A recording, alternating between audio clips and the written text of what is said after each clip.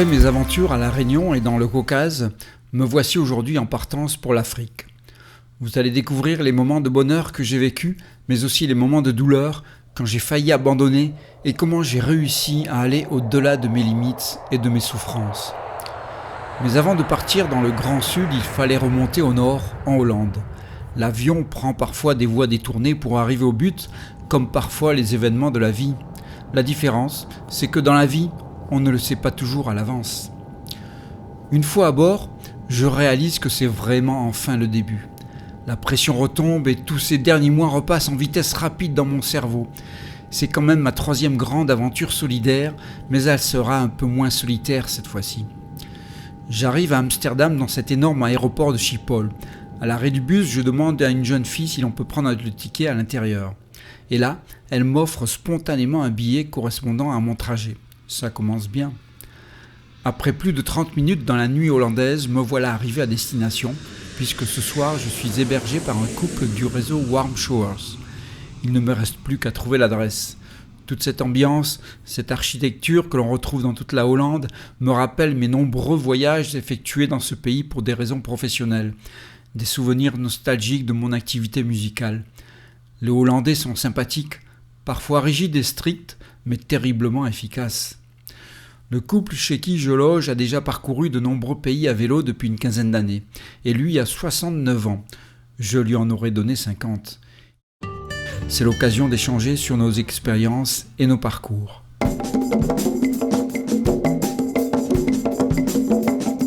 Après un vol sans histoire, je débarque à l'aéroport Kilimanjaro en Tanzanie, sur ce continent qui m'a vu naître. Je retrouve mon vélo et tous mes bagages, apparemment en bon état. C'est déjà un énorme soulagement.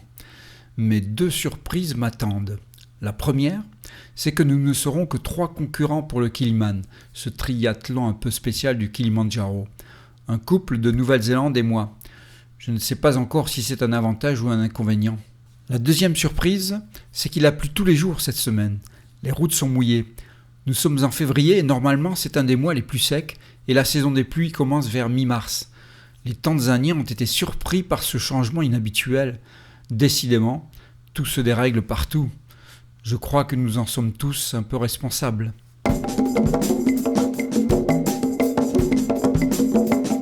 Le lendemain, je me réveille dans un état semi-comateux et je vois le jour à travers une moustiquaire.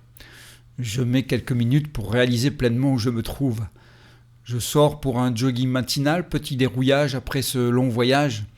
J'aime beaucoup courir le matin à jeun quand la vie s'éveille. Les rencontres, les odeurs et le paysage ne sont pas les mêmes. Premier contact avec la vie tanzanienne et première vision de ce géant qui nous défie à distance. Je croise beaucoup d'enfants qui vont à l'école, habillés en pull bleu et chemise. Beaucoup portent des morceaux de bois, sûrement pour le feu de cuisson du repas de midi, d'autres leur gourde d'eau. Plusieurs me saluent, morning, hello, et j'entends un nouveau mot, jambo. Je suppose que c'est bonjour dans la langue locale. Je suis surpris d'en voir certains porter des anoraks ou des pulls malgré la douce température. Il fait quand même 20 à 30 degrés dans la journée. Mais avec la pluie qui est tombée, le thermomètre a chuté et ils ont froid. Un peu plus tard, je vais préparer mes affaires, participer au briefing et visiter un peu la ville de Moshi. Je vais aussi remonter mon vélo et faire un petit tour pour le tester. Et là, c'est comme si je revivais. Cette sensation d'être sur ce vélo en Afrique, avec tous ces gens qui me saluent au passage, je me sens comme porté. Je ressens un bonheur intense à partir en voyage et souvent quand je m'allonge sur mon vélo, c'est comme un appel à partir, à m'éloigner du quotidien et à rejoindre les grands espaces. Je regrette presque de devoir attendre encore 10 jours avant de débuter mon périple en solo.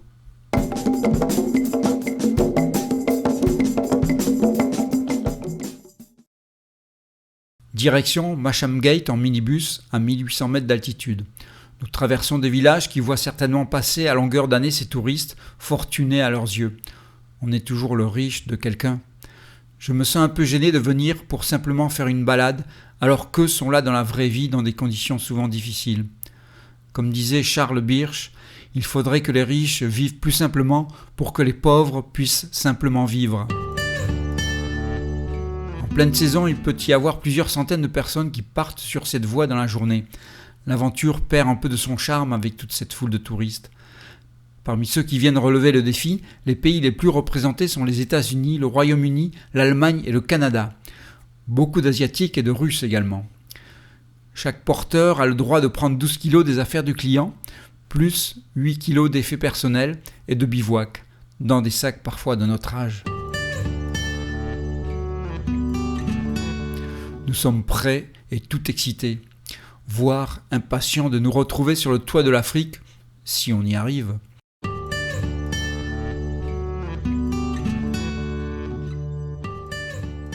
Depuis 1977, le Kilimandjaro est un parc national. Il est donc protégé. Avant, les tribus locales venaient y chercher du bois et tuer les animaux pour leur subsistance. En conséquence, il n'y a plus beaucoup d'animaux sur la montagne elle-même. Il y reste quand même 140 espèces de mammifères comme ce singe guéreza et 180 sortes d'oiseaux. Mais la flore reste très riche avec des espèces endémiques. Elle est surtout présente dans la zone forestière jusqu'à 2700 mètres, assez humide, dominée par les grands arbres. On y trouve des orchidées, des impatiences et la célèbre fleur d'éléphant. Vous avez remarqué sa trompe ? Ces fleurs s'épanouissent dans différents types de forêts au nom évocateur. Sèches, pluviales, mais aussi la forêt de brouillard et la forêt de nuages.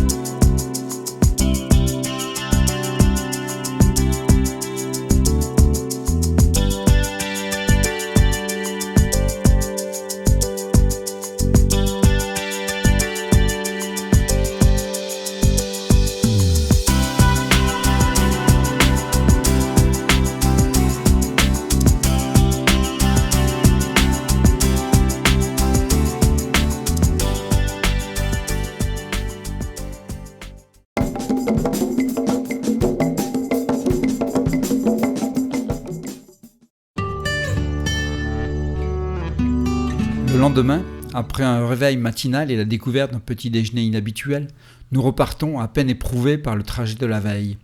Dans la montée, nous dépassons un groupe déjà croisé hier. Ils ont vécu très difficilement ce début d'ascension, alors que pour nous, c'était une petite balade. Je me demande comment va être la suite pour eux.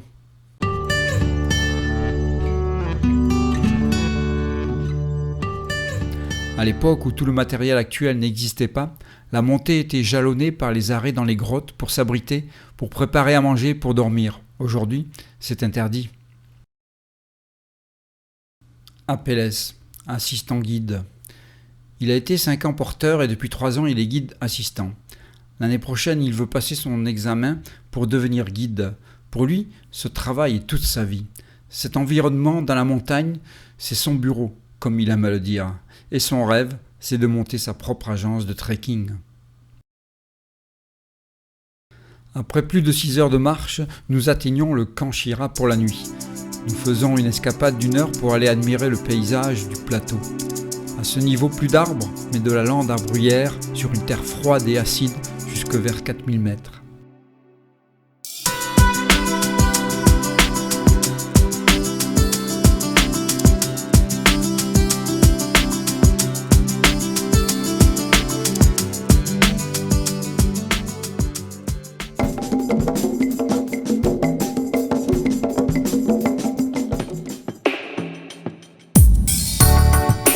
Dans le dernier camp, il y a un cordonnier à disposition des porteurs. Ils en ont bien besoin parfois. Regardez un peu leurs chaussures. D'ailleurs, il m'est arrivé une petite histoire avec ces chaussures. Je vous la raconterai plus tard si j'ai le temps.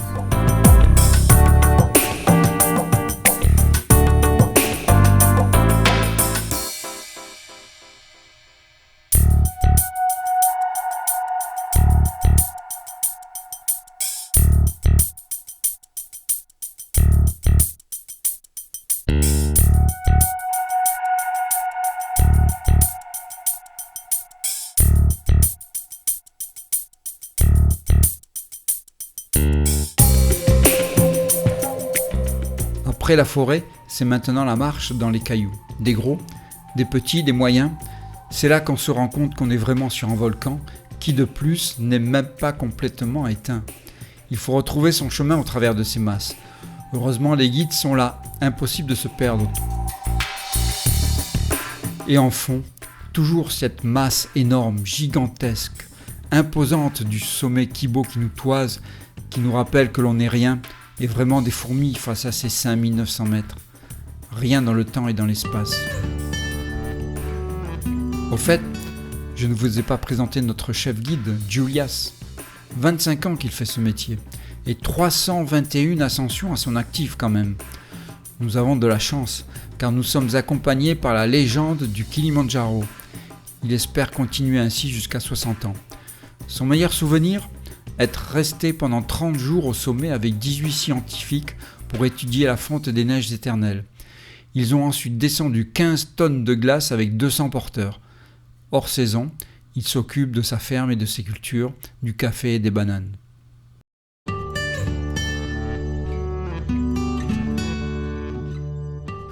Tous les matins, les cuisiniers et porteurs sont levés bien avant nous pour tout préparer et tout remballer. Et même s'ils partent après nous, ils nous dépassent pendant le trajet afin d'installer le campement dans les temps avant notre arrivée.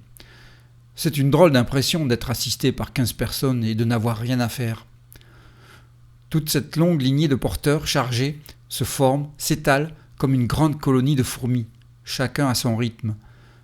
Et comme pour les fourmis, tout est organisé, planifié, chacun a son rôle, porteur, cuisinier, monteur, serveur, etc. Et ça recommence tous les jours, toutes les semaines, tous les mois pour eux. C'est impressionnant, la capacité qu'ils ont à endurer ces marches avec de lourdes charges pour 7 € par jour à cette altitude. Et quand on voit parfois comment ils sont équipés, on se demande comment il n'y a pas plus d'accidents.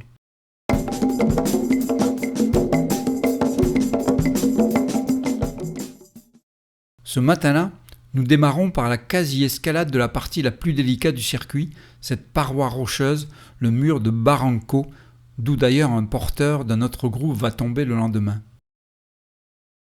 Après un arrêt à midi au camp Karanga, nous atteignons notre dernier camp avant l'assaut final.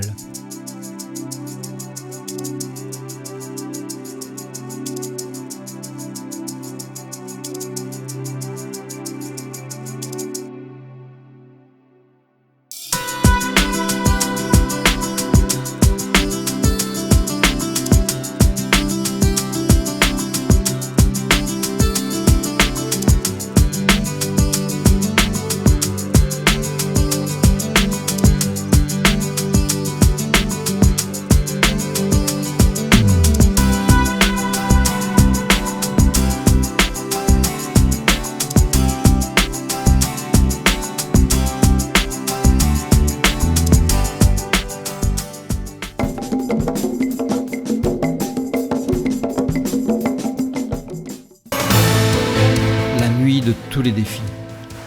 Après un réveil à 23h et un petit déjeuner à 23h30, le départ se fait à minuit. Officiellement, pour assister au lever du soleil. Officieusement, pour que les touristes ne voient pas de leurs yeux l'ampleur de la difficulté. Dès le départ, je sens que ça va être une journée particulière. Déjà, la courte nuit a été agitée, peu de sommeil, quelques troubles intestinaux qui m'ont obligé à sortir 2 fois de la tente dans le froid et le vent à 4500 mètres. Vision étrange à minuit de voir comme une chenille de lumière semblant partir à l'assaut des étoiles dans la nuit silencieuse, mais égayée ponctuellement par les chants en swahili des porteurs pour motiver les troupes. Une ambiance magique, voire irréelle. Nous nous intégrons tranquillement dans cette file indienne qui avance avec l'espoir d'atteindre ce plus haut sommet qui va nous mener jusqu'à la grande lumière du lever du soleil, objectif de la matinée. Nous ne sommes pas pressés, il faut s'acclimater. Le guide a prévu un rythme de 1 km par heure, 6 heures d'ascension, 6 km polé-polé, comme ils aiment à le répéter, doucement, doucement, probablement les 6 km les plus durs de ma vie, pour 1500 mètres de dénivelé. Nous allons croiser des groupes à moitié conscients qui n'atteindront même pas le sommet. L'ascension devient vite un calvaire. Dans le noir, je titube, je m'accroche au rocher, j'ai envie de m'arrêter, voire de redescendre. Et je vais devoir faire une pause plusieurs fois pour des besoins naturels. Quand on a 4 couches en bas, 7 couches en haut, et qu'il y a un vent terrible avec probablement un froid à moins 10 degrés, ça devient un peu compliqué pour se soulager dans la nuit noire. Et le guide qui n'arrête pas de nous dire « il faut boire, il faut boire, il faut boire ». Mais comment on fait quand l'eau est complètement gelée dans les gourdes, dans le sac, dans le tuyau ? Le mal des montagnes. Je m'y étais préparé, mais on ne peut rien y faire. Nous sommes tous inégaux devant ces effets imprévisibles. C'est peut-être la vengeance de la montagne, c'est peut-être sa manière de nous faire sentir qu'on vient la déranger, troubler sa tranquillité, et elle frappe au hasard. Prétextant le lever du soleil, je m'arrête un moment pour prendre des photos. Le redémarrage sera une victoire sur moi-même, et j'arrive enfin dans les derniers, à Stella Point. Mais je me suis engagé dans cette aventure, et je veux aller jusqu'au bout. Beaucoup de gens comptent sur moi. Je ne veux pas les décevoir.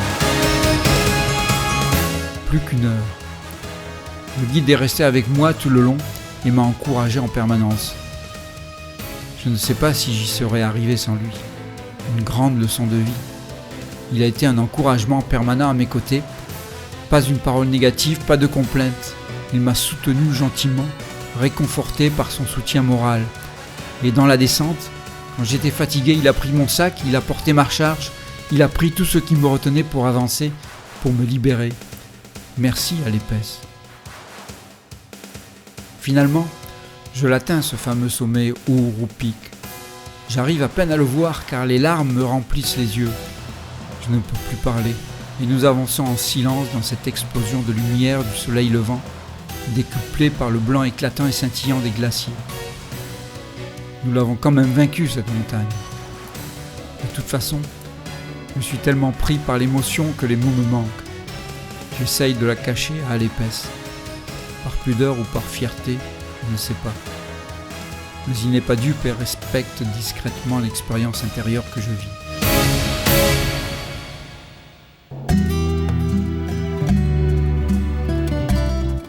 Je suis complètement abasourdi de réaliser ce rêve et d'avoir pu dépasser toutes les difficultés.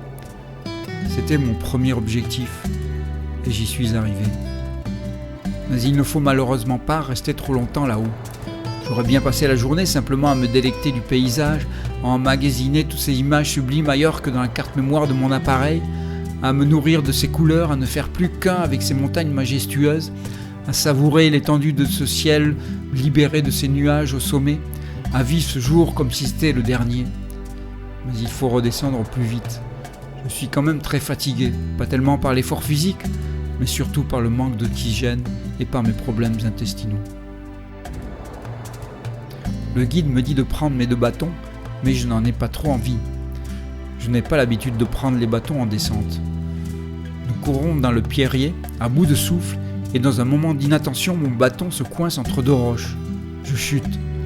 Résultat, le pouce gauche complètement éraflé et un gros choc sous les fesses, car je me suis écrasé sur un rocher. Les porteurs présents ont essayé de nettoyer la plaie du pouce avec le peu de matériel qu'ils avaient. À l'arrivée au camp, c'est le cuisinier qui va m'aider à traiter la blessure. Puis je vais m'allonger, complètement épuisé par ces efforts et par mes problèmes de transit. Même pas envie de manger. Je ne sais pas du tout comment je vais faire pour repartir. Mais nous n'avons pas le choix. Pas d'hélicoptère à cette hauteur et s'il faut prendre l'ambulance, comme ils l'appellent, c'est peut-être pire. Je n'imaginais pas toutes les conséquences que ces quelques secondes, qui me semblaient anonymes, allaient avoir pour toute la suite de l'aventure. Alors nous rangeons nos affaires et nous repartons jusqu'au camp Mweka pour la nuit.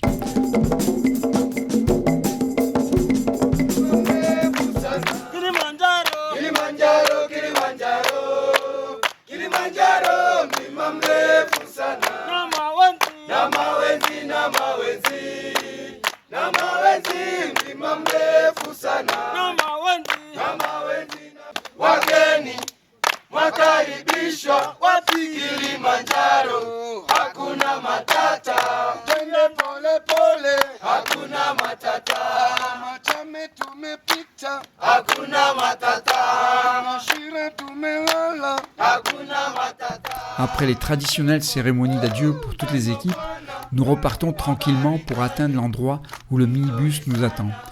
Et dans cette descente, fragilisée par mes aventures de la veille, je vais encore chuter, en m'abîmant la cuisse et le genou. Je vais faire toute la suite en boitant. Je commence à me demander comment va se passer le marathon dans 2 jours.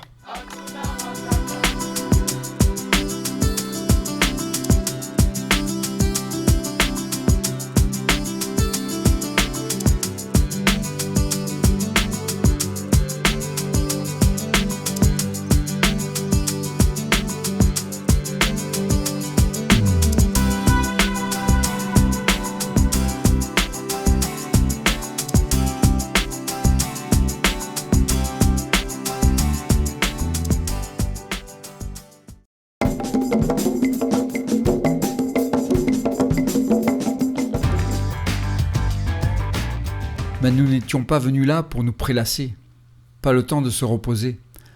Après un réveil à 5h30, départ à 7h à vélo pour le tour de cette montagne isolée la plus grande du monde.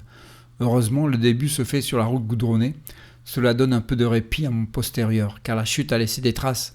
Je suis obligé d'installer un coussin pour isoler la partie défectueuse. Quand nous attaquons la piste, la situation devient plus tendue. Il faudra un moment pour que je trouve une position plus ou moins acceptable, mais chaque pierre, chaque secousse, chaque trou provoque une douleur, c'est-à-dire toutes les secondes. En début d'après-midi, ne trouvant pas mon équilibre habituel sur le vélo, je chute 2 fois sur l'endroit sensible. C'est terrible. Je suis obligé de m'allonger un moment avant de pouvoir remonter avec difficulté sur le vélo. Je commence à me demander si je vais arriver au bout. Mais de toute façon, je n'avais pas envie de rester enfermé dans ma chambre en attendant le vol de retour. Ce n'était pas au programme. Je suis venu ici pour accomplir une mission et elle se fera. Tout cela me rappelle les mêmes moments de questionnement pendant la Diagonale des Fous, dans la descente de Sillaos, ou le jour où j'ai été malade en Roumanie durant mon périple sur la route de l'Arménie. C'est dans ces situations les plus difficiles et les plus imprévues de mes aventures que j'ai acquis la certitude d'arriver au bout, envers et contre tout. Et je crois qu'aujourd'hui cela va se vérifier encore. C'est au moment le plus dur que l'espoir est au plus haut, que le rêve est le plus présent. Quel paradoxe! Peut-être sublimé par l'effort ou par une touche d'inconscience, mais c'est ce qui me motive encore plus. Moralement, je me sens redevable envers tous ceux qui m'encouragent et cela m'aide à avancer et me réconforte.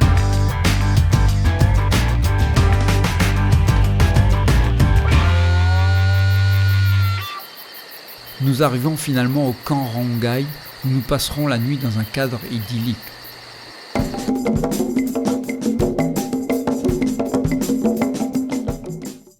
Après un briefing pour ne pas renouveler les ratés de la journée précédente, nous démarrons à nouveau sous le soleil. La température dépassera les 40 degrés dans la journée. Je commence à trouver des techniques pour diminuer la douleur, comme par exemple m'appuyer très fort sur les pédales et dans le dos pour soulever la partie endommagée et soulager les douleurs. Position efficace dans les descentes, mais risquée pour l'équilibre. D'ailleurs, dans une descente justement, je glisse involontairement dans le fossé sur la gauche tout en roulant dans les herbes à environ 50 km/h. Petite frayeur, ou plutôt grosse frayeur, mais dans ces circonstances, il faut rester calme. Les pensées vont vite, je me vois déjà au crash, le périple fini et le vélo en morceaux, les pneus crevés. J'essaie quand même de maîtriser le vélo, et finalement, il revient doucement sur le chemin au bout de quelques dizaines de mètres. Un petit miracle qui me laisse pantois. Mais je ne m'arrête pas pour autant, je continue ma folle équipée. Depuis l'arrivée du soleil au champ du Coq, le temps est clair et magnifique et les montagnes sont bien visibles. D'ailleurs, quasiment en permanence depuis le départ. Le guide nous confie que c'est un privilège extraordinaire, car ce n'est pas souvent le cas. En fin de journée, nous nous arrêtons au village culturel Maasai de Olopongi, perdu au milieu du bush. Même les guides n'ont pas su le retrouver tout seul. Après la douche, David nous raconte un peu l'histoire de ces tribus, une sorte d'écomusée pour mettre en valeur la culture Maasai, un des rares peuples au monde à vivre encore aujourd'hui comme il y a des centaines d'années. La seule entorse, c'est le portable. Tout le monde en a un ici. Les revenus de ce village servent pour l'éducation des enfants.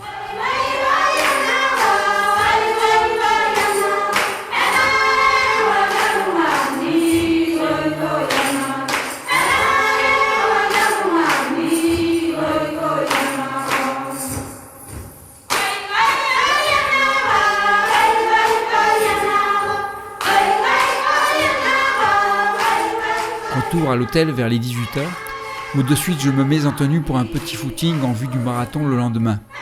Et surtout, pour tester ma douleur en courant.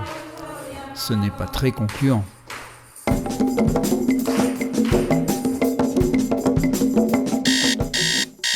Le réveil sonne bien trop tôt aujourd'hui, mais la journée sera longue, ou plutôt la route. Il est 3h30, il faut se préparer pour ces 42 km. Pas le temps de souffler. Le bus nous attend à 5h, et le coup de sifflet retentira à 6h30. Dès le 3e kilomètre, j'en vois déjà qui marchent.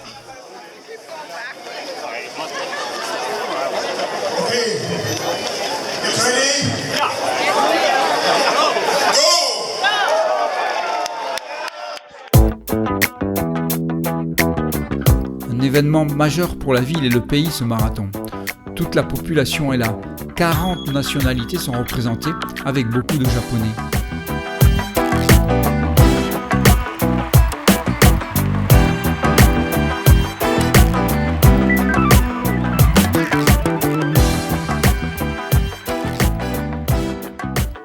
Mais par endroits, la circulation n'a même pas été coupée. Des chauffeurs se croient seuls ou énervés par la course qui les ralentit. Ils avancent comme des malades en frôlant les coureurs.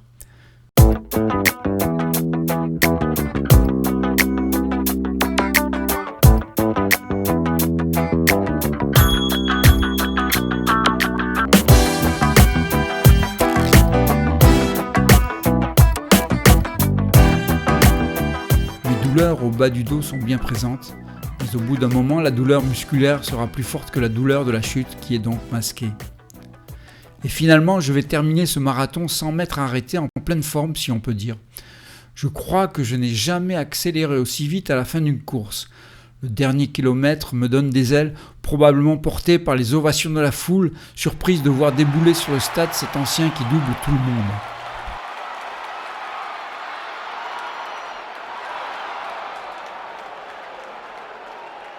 Nous restons un moment dans cette enceinte pour profiter de l'ambiance unique. C'est la fête pour toute la population. Concerts, animations, stands de nourriture. Je vous laisse découvrir tout ce foisonnement de vie dans une joyeuse débandade, bien loin des règles sanitaires qui deviennent des carcans chez nous. Voilà par exemple ce à quoi j'ai peut-être échappé pour le repas. Nous étions privilégiés car nous avions le pass VIP avec buffet et boissons à volonté. Certains en ont même bien profité.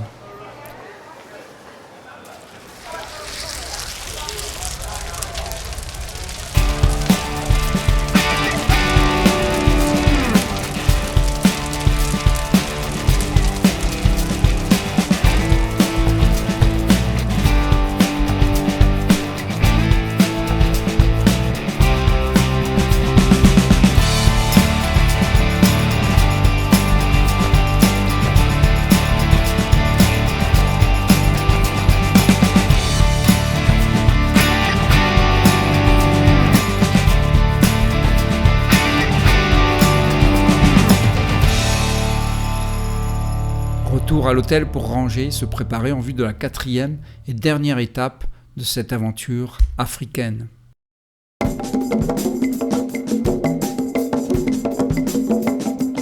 Cette fois-ci, c'est seul que je me retrouve sur la route, avec l'envie de profiter au maximum de ces 8 jours devant moi qui me semblent courts pour cette nouvelle aventure. Le départ de Moshi se fait avec vent de face et de côté. Il faut prendre à nouveau l'habitude de piloter un vélo chargé, mais avec des fesses en compote. Je m'arrête dans une station-service pour faire le plein d'essence pour le réchaud. La jeune fille qui sert les motos refuse de me servir.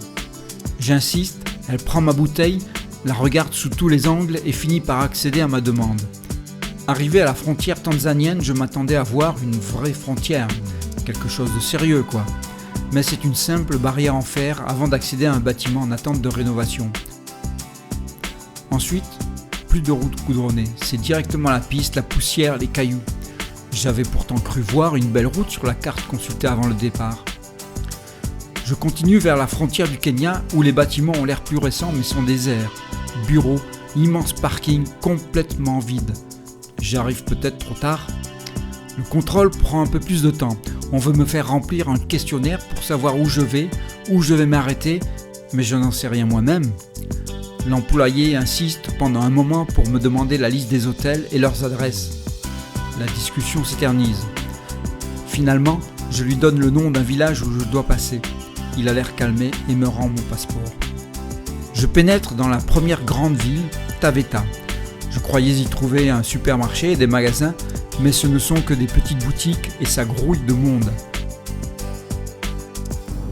La nuit tombe toujours très rapidement au niveau de l'équateur et je décide de trouver un endroit pour bivouaquer. Quand le douanier m'a demandé où j'allais dormir, je lui ai dit « sous la tente ». Alors il m'a mis en garde contre les animaux sauvages. J'avance donc et je cherche un endroit pour dormir. Ce sera mon premier bivouac africain. À un moment, je vois un petit chemin qui s'enfonce derrière les bosquets. Je m'y engage et arrive devant une petite maison où un jeune est assis. Je m'approche et essaye d'engager la conversation en anglais. Peine perdue. Il va chercher sa petite sœur qui se débrouille beaucoup mieux que lui. Conciliabule familial avec les parents pour savoir s'ils m'autorisent à camper là. Finalement, il me laisse planter ma tente dans le pré. J'installe mon campement sous le regard des enfants intrigués. Mais la petite fille de 13 ans vient me chercher pour m'inviter dans leur maison. Je suis un peu gêné, mais devant son insistance, j'accède à sa demande. Et là, je comprends qu'ils m'attendent pour le repas. Ils me tendent un tabouret en bois sur lequel je m'installe, en face de la mère qui est en train de préparer le plat, sur le feu de bois, à même la terre battue dans la pièce principale. J'assiste avec grand intérêt à la préparation du dîner, mais je ne sais pas ce que l'on va manger. Je suis très gêné devant tant de générosité. La mère part chercher quelque chose en s'éclairant avec une allumette. Au bout d'un long moment, après avoir tourné et retourné la boule, on m'invite à m'approcher à la table basse, à côté du père.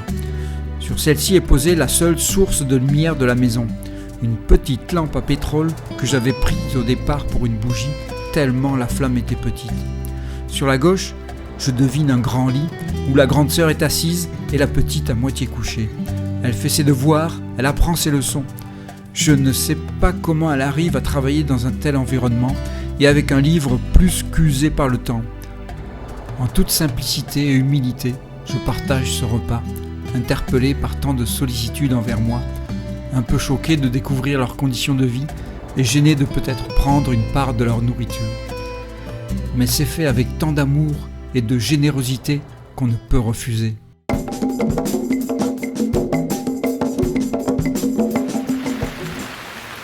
Vers 5 heures du matin, je suis réveillé par une sorte de bruit de pluie. C'est bizarre. J'essaie de me rendormir, mais sans succès. Toujours ce bruit. Et quelque chose me démange sur la tête. Alors je me rends compte que des centaines de minuscules fourmis m'ont attaqué. Mais j'entends toujours le bruit. Et là, je constate un autre problème. Des centaines de grandes fourmis ont envahi la tente et s'activent sur le tapis de sol. En catastrophe, je range toutes les affaires et plie la tente, cette fois-ci étant attaquée par les moustiques à l'extérieur. Je réalise alors le désastre, plein de petits trous de partout. Les deux filles me disent au revoir après être venues m'aider spontanément à ranger la tente en enlevant délicatement les piquets. Elles ont 1 heure de marche sur les pistes et chemins, simplement pour l'aller, afin de rejoindre leur école, chaussée de simples tongs et par tous les temps. Quelle motivation et quelle soif d'apprendre. Quand je vais saluer les parents, ils m'attendaient avec la tasse de thé. Quelle hospitalité et quel exemple de générosité envers l'étranger inconnu de passage. Je reprends la route ou plutôt la piste en direction de Rombo. Il faut que je prononce au moins 5 fois le nom de cette ville quand je demande mon chemin, car ils ne comprennent pas. Au bout d'un moment, je réalise que je n'ai pas l'accent adéquat. Il faut dire Rombo et tout va mieux. Sur la piste, il faut souvent choisir entre le risque de prendre une épine en roulant au bord à droite ou à gauche où la zone est un peu plus roulante ou circuler plus au centre sans ces risques mais avec plus de cailloux et de bosses. Quel dilemme!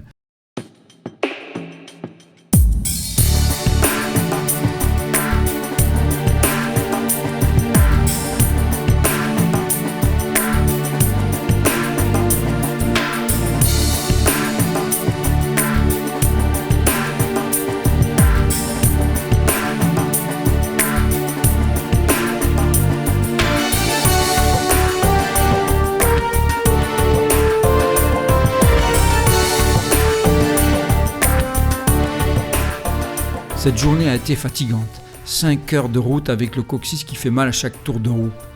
J'arrive finalement à Rombo et je demande Tipapé, mon contact. Personne ne le connaît. J'avance.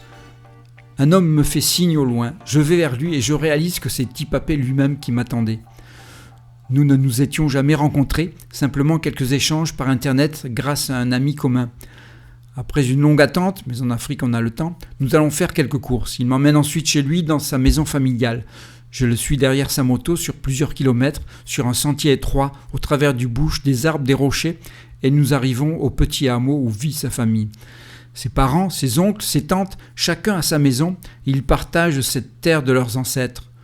Lui a construit une petite maison pour sa famille, mais n'y revient que tous les 2 mois. Il travaille à Nairobi dans une ONG.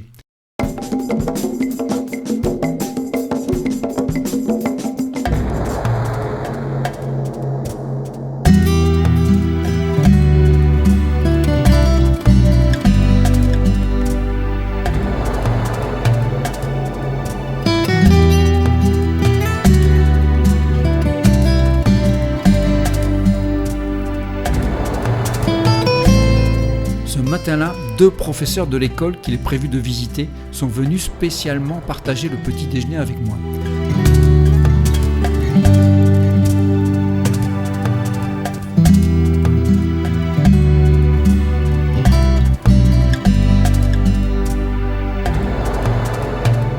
Nous mettons environ 25 minutes pour rejoindre l'école à travers le bush, uniquement sur des chemins bien défoncés.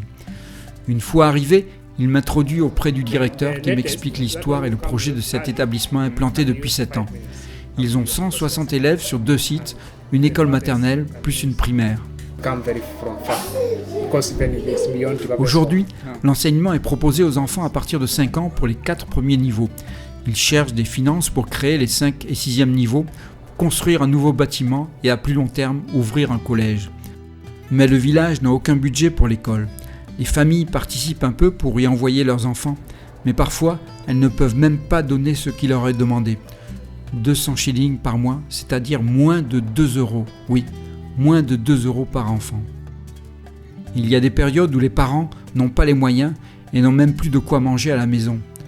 Certains élèves qui sont ici aujourd'hui n'ont même pas mangé depuis hier. Les enseignants leur donnent quelque chose. Une situation compliquée et difficile, rendue encore plus dramatique ces années passées en raison de la sécheresse qui sévit. Beaucoup de familles ont perdu tous leurs troupeaux, seule source de revenus. Une des raisons qui a suscité la création de cette école, c'est le problème des animaux et en particulier des éléphants. À certaines périodes, ils sont si présents sur les chemins que certains enfants ne pouvaient plus aller à l'école car ils devaient traverser des zones trop dangereuses. La situation géographique de ces nouvelles classes leur permet maintenant de contourner ce danger. Je suis ébahi devant la motivation et l'engagement des professeurs, devant la soif d'apprendre de ces élèves qui bravent des conditions difficiles tous les jours pour venir à l'école. On est loin de nos problématiques de pays soi-disant plus développés. D'un côté, des enfants qui rêvent d'aller à l'école, qui marchent des heures pour y aller, et de l'autre, des enfants qui rêvent de faire l'école buissonnière.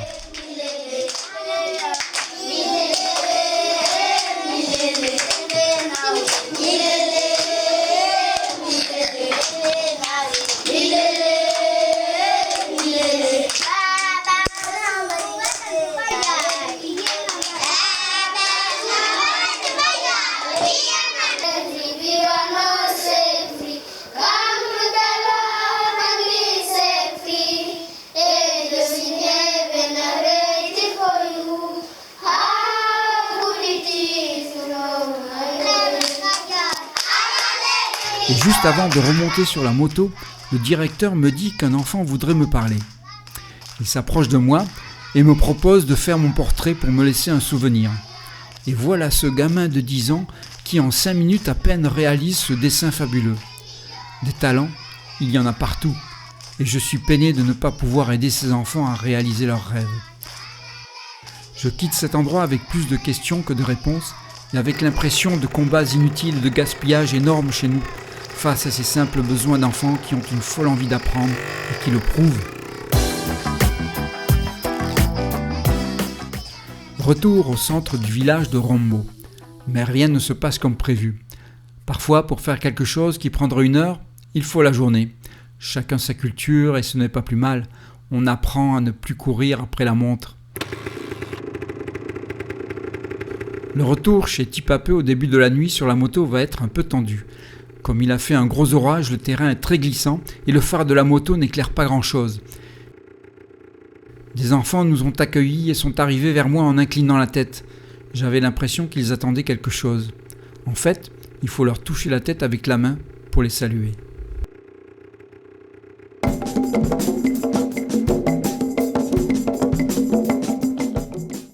Aujourd'hui, le départ est un peu tardif car il a fallu le temps de faire les adieux et de retrouver mes lunettes. Cela m'a obligé à déballer quasiment toutes mes sacoches. Dans une semaine, quand ce sera fini, j'aurai enfin mémorisé la place de chaque objet.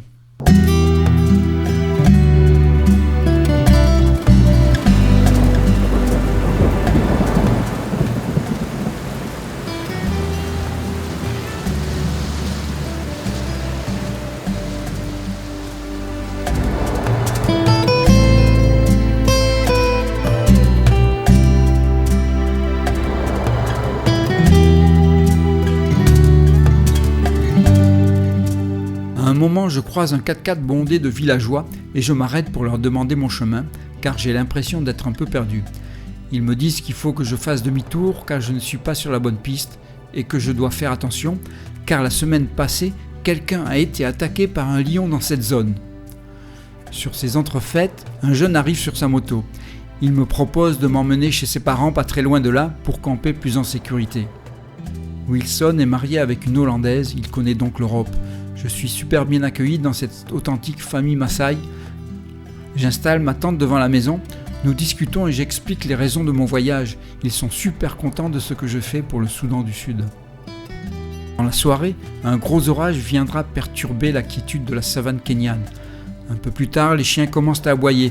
Je sors voir ce qui se passe. Un des fils de la famille est là avec sa lampe de poche. Alerté par l'agitation des chiens, il vient vérifier qu'il n'y a pas un animal qui rôde dans les parages. Ils s'inquiètent pour leurs vaches, et un peu pour moi aussi, puisque je ne suis pas protégé.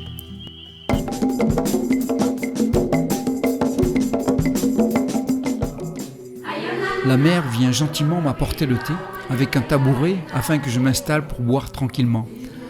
Mais je n'ai pas trop l'habitude d'être accompagné par tant de monde. Il faut s'y faire.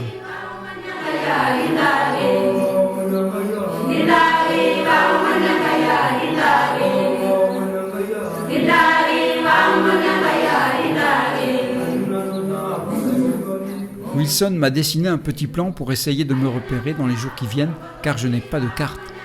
Vers 9h, je me mets en route direction Namanga, une ville située à environ une centaine de kilomètres. Il m'a dit qu'il n'y a qu'à suivre la piste et c'est tout droit. Facile à dire quand on a l'habitude, mais quand c'est la première fois, ce n'est pas évident de se repérer au milieu de nulle part ou de ne pas avoir de doute quand la route traverse la cour d'une école. À un moment, je me retrouve seul au milieu du bush.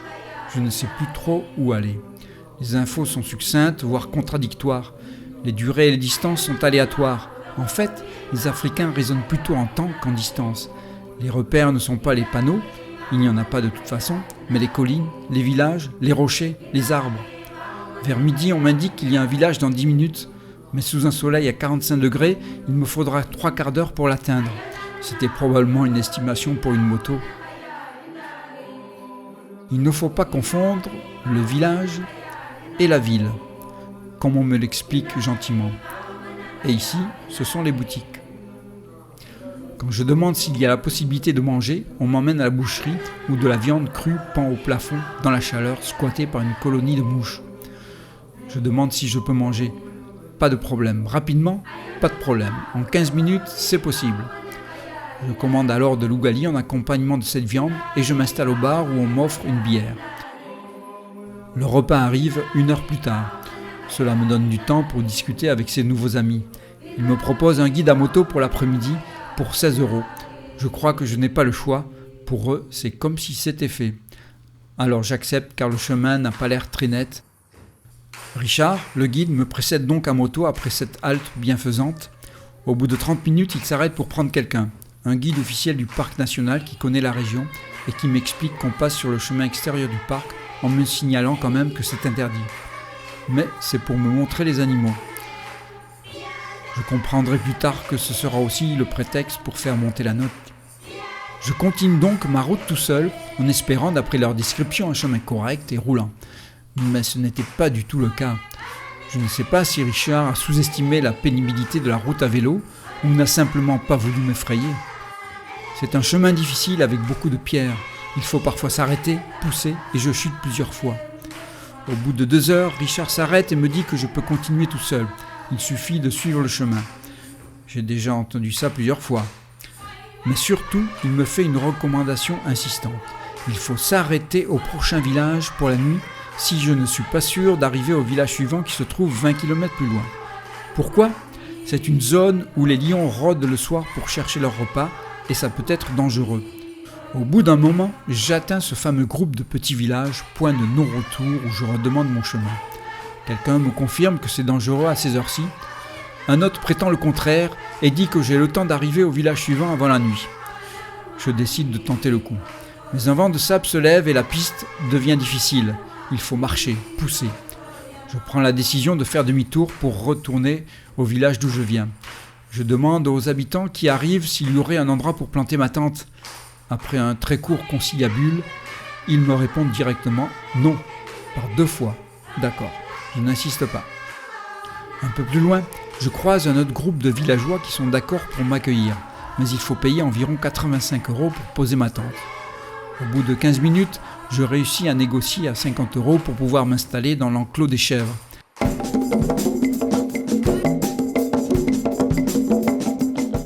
J'aborde enfin cette fameuse portion soi-disant dangereuse. Mais c'est le matin et les lions font la grasse matinée. Dommage, je n'en verrai pas, mais je vais quand même croiser des troupeaux de zèbres, d'antilopes et même d'éléphants. J'aurais fait mon petit safari à vélo. Je reste quand même sur mes gardes dans les endroits complètement à découvert. Je ne voudrais pas que ma femme ne récupère que mon vélo et quelques habits déchiquetés.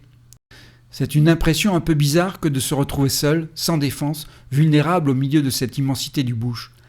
Une ambiance un peu mystérieuse et presque palpable, avec une certaine tension dans cet environnement époustouflant, peuplé par des animaux qui peuvent être hostiles. Il ne faut pas oublier qu'ils sont chez eux quand même. J'arrive au bout de cette zone isolée, à un endroit où il y a de nouveau plusieurs chemins possibles et je ne sais trop lequel choisir. Cela fait des heures que je n'ai vu personne. À ce moment-là, j'entends un bruit de moto juste derrière moi. Le motard s'arrête et me salue. « Tu te souviens de moi, Benson ? On a mangé ensemble il y a 2 jours. Tu n'es pas sur le bon chemin, il faut aller par là. » Merci, l'ami.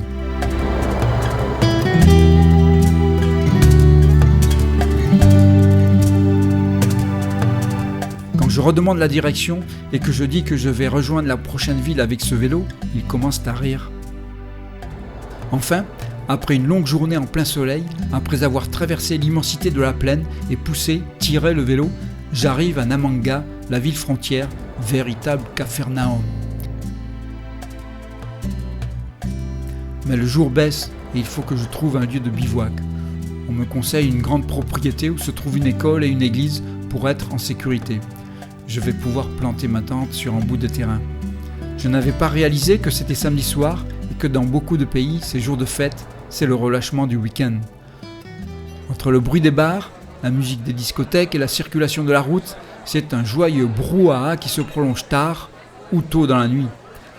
Et au moment où je pensais être tranquille, c'est l'appel du muezzin qui démarre, suivi ensuite par le chant des coqs. Au bout d'un moment, tout ce beau monde se calme et j'imagine, dans ma naïveté, que je vais pouvoir enfin me reposer quelques minutes, même si le jour commence à se lever.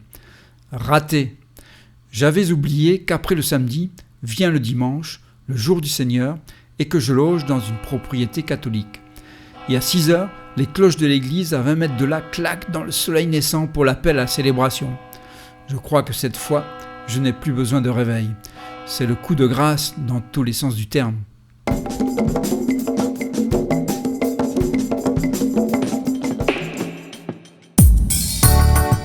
Je retrouve le long ruban noir qui s'en va dans la plaine tanzanienne à perte de vue au pied des montagnes.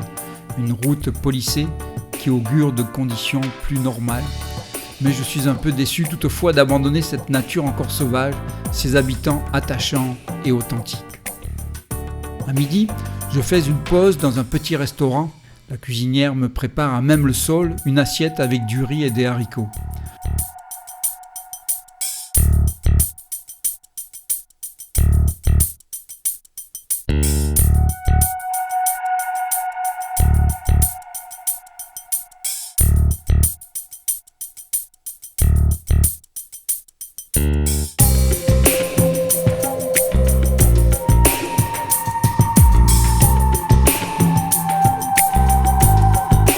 Après avoir traversé la ville d'Arusha, cité principale de la région, je suis accompagné pendant quelques kilomètres par un artiste du BMX. Il roule même à l'envers.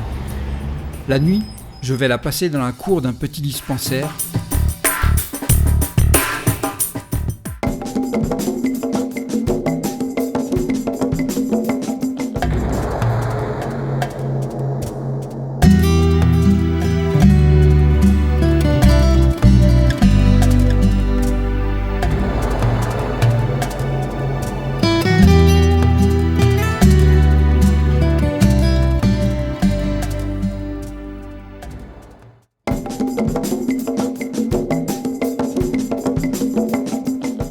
Ce périple a quand même été pour moi un petit choc culturel humain.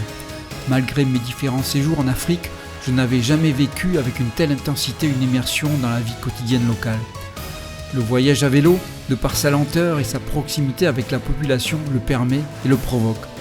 Cette manière de voyager donne l'occasion de s'immerger sans préméditation dans le quotidien des familles quand elles ouvrent la porte de leur maison et de leur cœur. C'est ce qui fait tout le charme et l'authenticité de la rencontre. J'ai été plongé dans l'Afrique profonde dès le premier soir, dans des traditions ancestrales, dans la pauvreté aussi ancestrale, ou les deux à la fois.